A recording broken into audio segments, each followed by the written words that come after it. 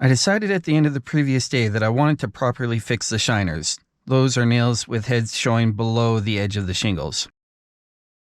It didn't take long to pull up the damaged shingles and re-nail new ones on, and was definitely worth doing. I've fixed the errors, and we're about ready to start the stream. What's up? I'm here to help. Okay. Where are the shingles? They're up here. All of them? Yep. That's a 10-inch cut. This is the 10. And then you pull it to here, and this is a 20. And you pull it to here, and this is the 30. Okay. So we'll need a few of those cut for sure. All right. Make sure when you're stacking them, these are 41 and a bit, so that when you're stacking them, put the leftovers separate from the starters. So you're cutting 10, 20, 30-inch starters. This is the starter, this is the leftover. Yep. And make sure the piles are separate, because that leftover will look very similar, but it won't maintain quite the right pattern. Right, okay. And we could run into overlap issues. Can I take different sizes off the same sheet or not? No. Okay. We'll need the cutoffs for ends of things.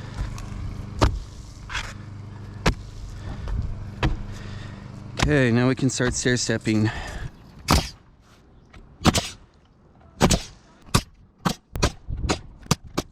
As far as soft spots go, on this side, Yeah?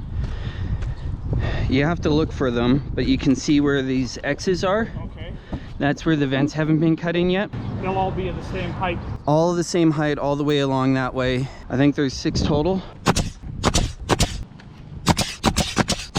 How long for this end? This is where the 10s, 20s, and 30s start. Okay, so this is a 10. What do you want there next, for the next row? It goes full sheet, minus 10, that's a minus 30. Okay, so it's full sheet next time. Yeah, so it's minus 10, which is, and then minus 20, and then minus 30.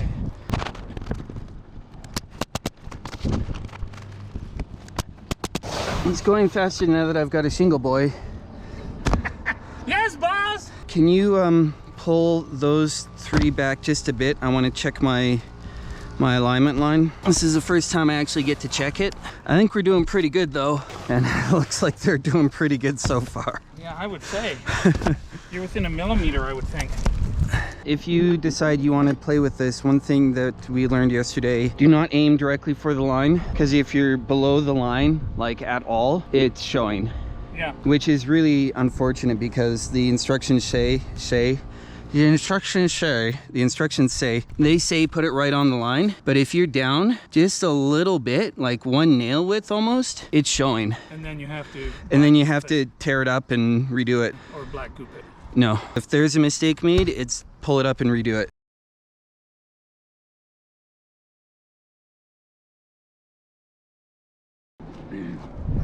Santa, give me another one of these minus 30s. It's got goop on the end. That goop would show. Moose? What? Watch the spacing on the top.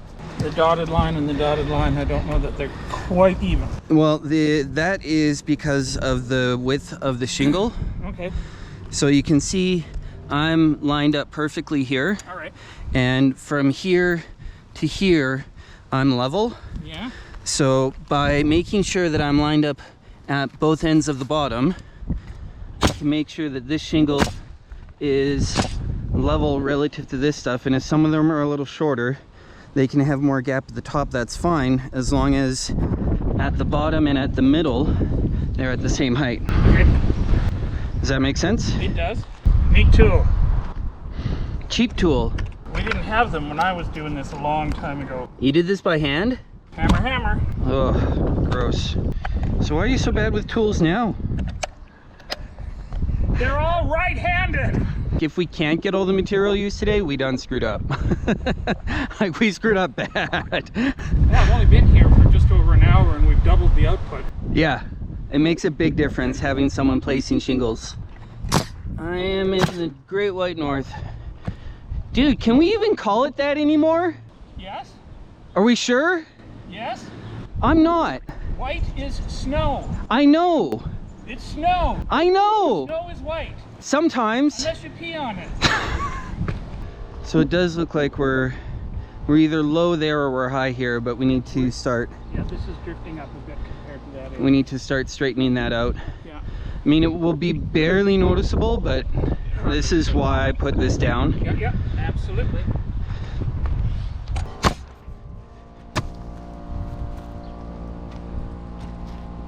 Let's move it to over there because of the wear that walking on this is putting on it in the heat. Like, there's all sorts of scuffs and stuff.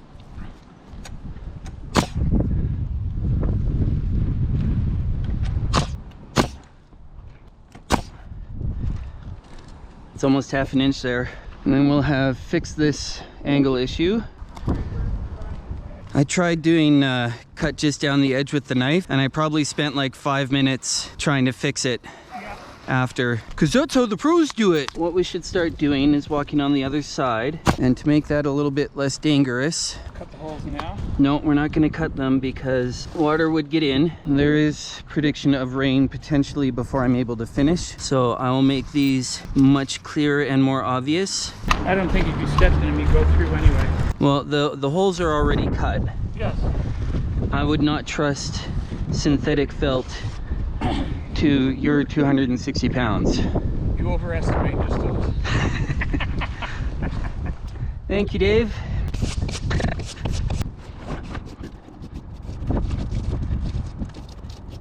There you go, Dave. I need a -20 for this one, and then we'll be at the ridge. That's nice. I was hoping we'd get one full section done. One section, totes done. Yahoo! That's nice. So if anyone's wondering why I'm not just like walking down to the edge of this roof like I have been on the other areas, this ice and water shield here really releases a lot of material, and that basically makes it really slippery. So I have to be crazy ultra over careful on this stuff. I need to get 3 or 4 courses on before I can flip around and be working on the bottom side. We're gonna go all the way to the edge there. This row is gonna extend all the way across.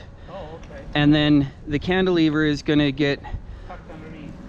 up underneath, but we'll take, I'll have to go and get my orange chalk line. We'll extend this line across and then measure down for that, because it was either get funny little bits cut for length at that one, or have it all the way along here. So I figured leave that At least visible. Yeah.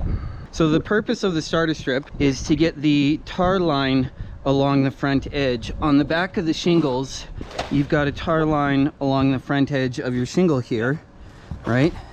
So this tar line along there, that lines up about on the blue line there, and it helps the front of the shingle stay down. Yep. Having the tar line along there make sure that no amount of wind blowing along sideways can start to lift up the front edge of the shingles. So I want you down about over there. Yeah. If you start falling, just grab the wires. Thanks. Yep. That's probably workable. These things are 13 3/4 inches, and you have 6 inches showing. 7 3/4, 7 7/8, 24 7/8. Oh wow, we drift an inch. That's the roof. I'm laying carpenters for that one. Yep. You need 2 rows below the row you've already set out. And one of them has to be cut down. If I can't math, let's mock. I wouldn't cut. You would just let it flop? I just lapped them and had the last layer, the first layer, lowest layer. You mean just put one right at the front edge and then... Okay, sure. I would do. You're gonna have the same look no matter what. All right, well that's not a bad idea. So if I put this here, and this one comes down here, and we can say, so we want to come down 6 inches and snap another line across. Okay, can you snap that? Okay, now we can run the next course starting with that 20 along this line, and then the next course along the other line, and that'll be good enough. It is super overfussed, more than any roofing deserves. Well, I'm trying to make it be as right as possible. So we need to get 2 pieces here because this doesn't quite reach. I need 41 1/4 total length. So this is 19 7/8. Here's the measuring tape. Well, 2 more pieces. We're done. I want to start moving some of that towards the ladder area. This was the end of the material I had for the day. It cut things a bit short, but got me in a good position to start again when I got more shingles. Yatta! I think I'll cut over there. So I'm going to bring 6 pairs over, 3 pairs over, and cut my 3 different widths. And this will get me enough pieces to do 8 courses, and that is a lot of shingles for courses this long. One of the really great things about this device is that it will let you cut 2 layers at once, and it will make sure, as long as you line your stuff up, that it's always at the right length and that it's always nice and square. This has some definite and real downsides. One of which is it gunks up your tools. Another one is it destroys your saw blades. Another one is it makes a heck of a lot more mess than cutting with a knife. But it has some real upsides too. If you're working with someone who is either not skilled enough or not fast enough, or just they're too afraid of the knife to use the knife in a confident manner, you can put them on this thing and it's basically like a mini track saw. They'll always get it straight, they'll always get it square, it'll always be good. So it costs more, it makes more mess, it's more walk around, it's more slow, but if you or whoever you're working with isn't confident with the knife, this is a really good way to make sure you get a really good job out of it, as long as you're willing to take the time and measure and use it. I'm bad with the knife, I do a bad job with the knife, and I go slow with the knife. So having this for me lets me have the confidence to say, okay, I've got it the same every time. This lets me do a real good job.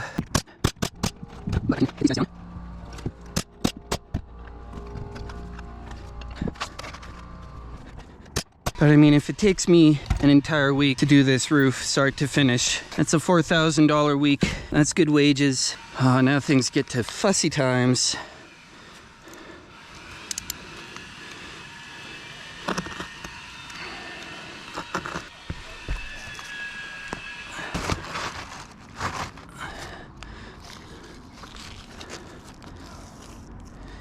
Probably just like this will do. Who's hoping that fits? Come on, first try, big money, big money, big money.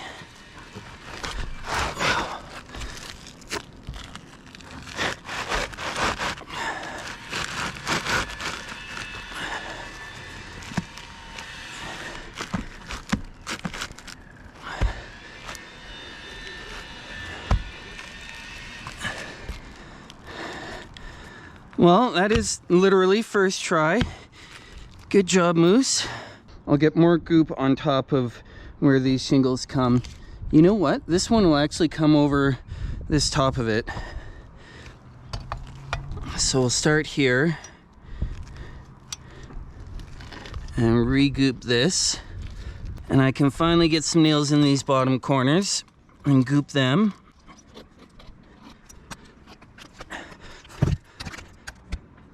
Oh, of course I would get 2. That's okay, it's getting gooped. Trim this back a bit so I can see a little easier what I'm doing. So this vent stack isn't actually attached to the plumbing drains yet, so I've got to keep it covered for now. And come off there. Come off there. And then we come up to about here. You probably noticed I went from having just a few courses on to having most of the back half of the roof about 2/3 done. The only really interesting bit in all of this shingling, because it was just as straight and simple a roof as you could possibly want, was that it dipped down a little on the left, and I had to spend some time correcting that.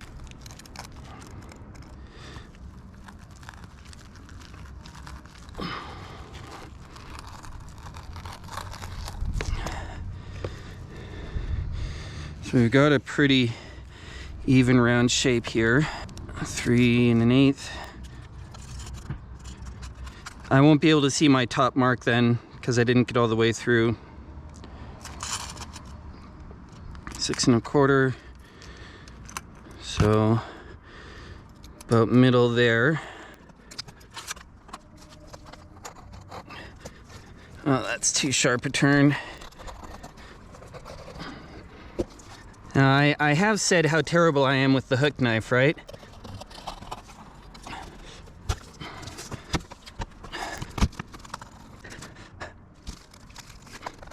Well, let's see how badly that fits. You know what? That might be acceptable. I'll just want to make sure that I've got this end straight here. So we'll grab this guy before we nail anything down. This edge is 1/2 inch from this edge. If this is the last thing I do tonight, I'm gonna make it be the best do I can do.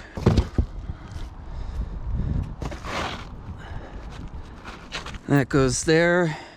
We're distance from here, distance from here. Now we can trace this.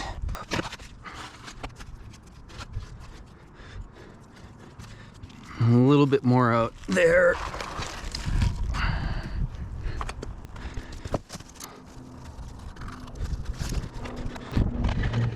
There, I've got a little bit of room to move. Just a little bit.